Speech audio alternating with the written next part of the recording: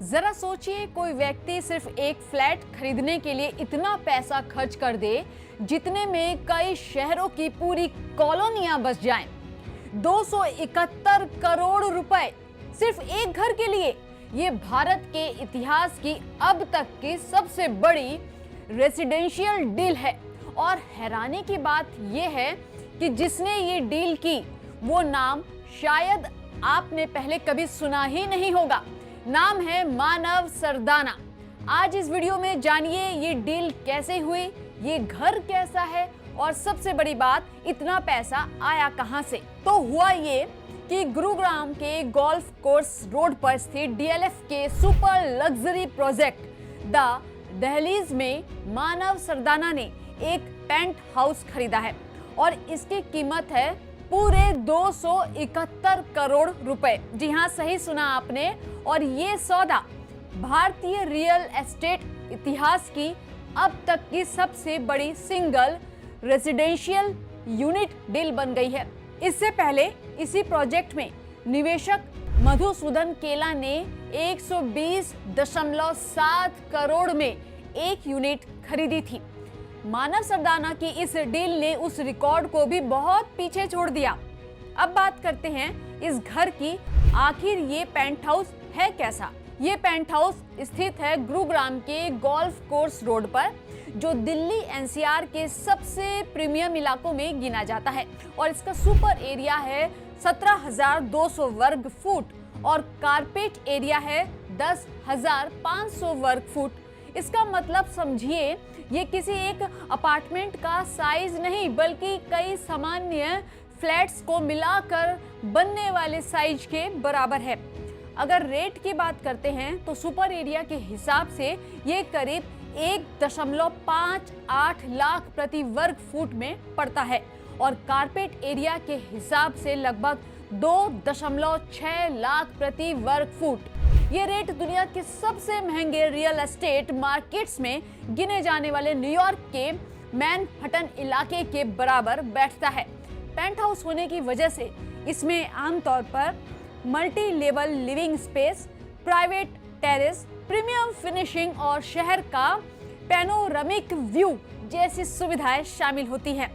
यही वो चीजें हैं जो इसे एक सामान्य लग्जरी फ्लैट से अलग बनाती है और इसकी कीमत को इस स्तर तक ले जाती है। अब सवाल आता है कि आखिर मानव सरदाना है कौन। दिलचस्प बात यह है कि कोई जाना पहचाना स्टार्टअप चेहरा नहीं है, ना ही मीडिया की चकाचौंध में रहने वाला शख्स है।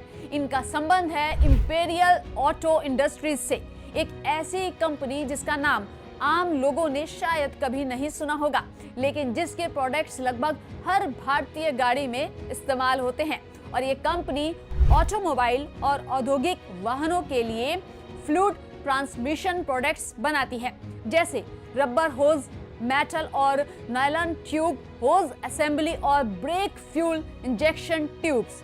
और इस इंपीरियल ऑटो इंडस्ट्रीज की शुरुआत हुई थी साल 1969 में फरीदाबाद, हरियाणा से।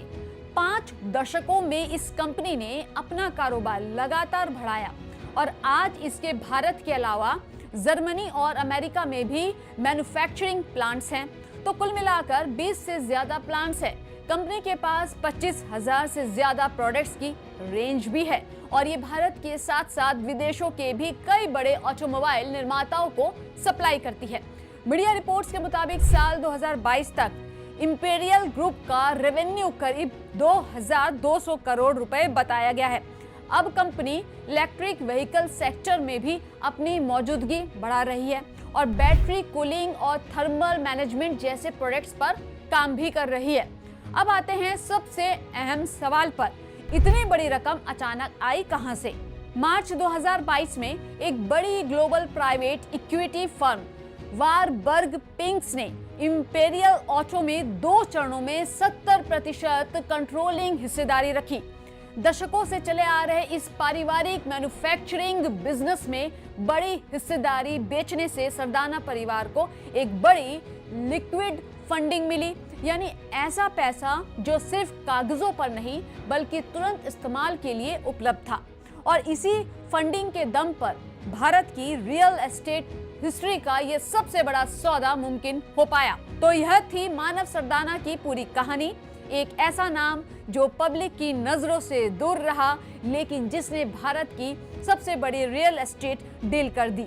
ये कहानी हमें बताती है कि असली बड़ी दौलत अक्सर लाइमलाइट में नहीं, बल्कि दशकों की मेहनत और सही समय पर लिए गए बिजनेस फैसलों से बनती है। आपको क्या लगता है, इतना बड़ा घर खरीदना समझदारी है या सिर्फ दिखावा? कमेंट में अपनी राय जरूर बताएं।